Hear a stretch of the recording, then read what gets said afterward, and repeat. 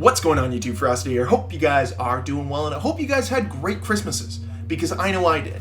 But I don't want to talk about Christmas today. I don't want to talk about the bountiful amount of food you ate or the awesome presents you got. I want to talk about Black Ops Cold War, and maybe you received Black Ops Cold War for Christmas. And, well, watch this video, because you will learn what the biggest crutch piece of equipment is in Black Ops Cold War, at least in my opinion. It is something that I've seen in basically every class setup video. It's been in every class that I run right now, and it is kind of tiring that the game is running rampant with this crutch piece of equipment. Now, I've been playing Call of Duty for a very long time. I'm not going to shy away from that. I talk about it all the time. Would I consider myself a Call of Duty veteran? 100%. You know, when you've played probably a cumulative of 120 days in this series, it's a long flipping time. That's like a third of a year, basically, I've played of my life playing Call of Duty, maybe even more. So I think I have a pretty good handle on what has been crutch perks or crutch equipment or crutch guns in the past. You know, M16 of COD 4 days, the stopping power in Modern Warfare 2. Talk about a crutch perk. There was literally no counter to it. There was nothing you could do to counter stopping power, because if you weren't running it, you were just giving up the ability to kill people quicker. You know, your snipers wouldn't be one-shot kills as often. Your Scar H would kill in 3 bullets instead of 2 bullets. And every second counts in a game with as fast as time to kill as Call of Duty does. And with stopping power and making it a faster time to kill, it really made the game a little unfair. Now, I was upset when it was taken out of Black Ops 1, but I understand the reason for it. It made sense. Now, the last time I remember really seeing a true crutch perk was probably in Black Ops 2 with Toughness, where like you legitimately had to run that, because otherwise the flinch your character would have would be so severe, and it was very, very noticeable. So you just kind of felt that you had to run it in every single class setup. And it just creates a less fun and enjoyable create class system when you're forced to basically run one perk, one piece of equipment, one gun to stay competitive. That's frustrating. As good as Black Ops 2 is, and you guys have heard me praise it numerous times on this channel, that was one of its downfalls, was the fact that pretty much everybody ran the same 3 perk loadout. Dexterity with Toughness, and then either Lightweight or Flak Jacket. That was the perk diversity in that game. That was the perk selection. Now, some people ran Dead Silence, some people ran Ghost as a secondary with Toughness and Dexterity, but for the most part, as Thunder Toro put it, that was the holy trinity of perks. As much as I can complain about Black Ops 2, because I can, trust me, that was a big problem. And I don't like when games lack variety, especially in that way. So when I look at what Black Ops Cold War has presented, for the most part, I would say the perk balance is pretty good. There's some good perk variety. Now, do I use a lot of the different perks? No, because I find for the most part, for them to be useless. Like, I think especially in a game like Black Ops Cold War, where your kill streaks never reset, running Assassin is almost like necessary, especially with Scavenger basically becoming useless with the resupply boxes and assault packs and everything like that. I just don't find it to be useful. And on top of it, with Danger Close resupplying and not Scavenger resupplying your lethals, it just doesn't make sense to run.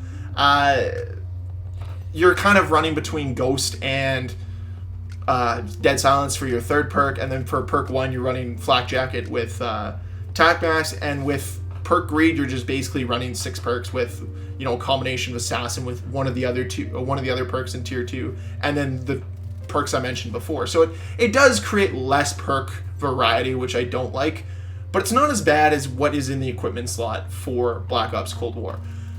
I have always been a fan of stuns and flashes, and I really think they're very important to a tactical approach in Call of Duty, but they've basically been eliminated in this game for Stim Shot, and they were basically eliminated, I believe, in Modern Warfare as well. Now, I don't have as much time in that game, but I don't like the Stim Shot. I would actually like to see it removed completely. I would like to see health go back to 100. I would like to see regular health regen return.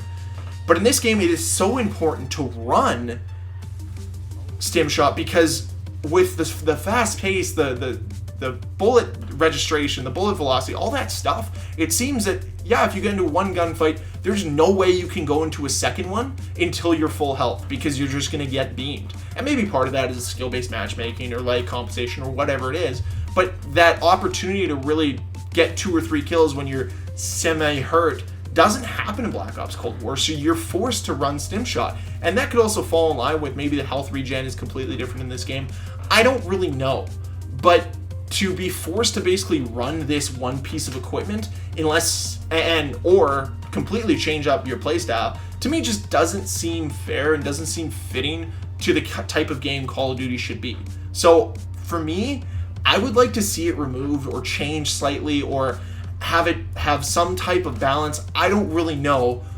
Or just make it a thing everywhere where you just have Stim Shot and it's just one of the weapons or one of the buttons you have on your keyboard or on your controller, and you can just use Stim Shot so tacticals can return to the game, tactical grenades, because I think those are very important. But do I think that'll actually happen? Probably not. In reality, I don't think it will. It'd be nice though if they did come back.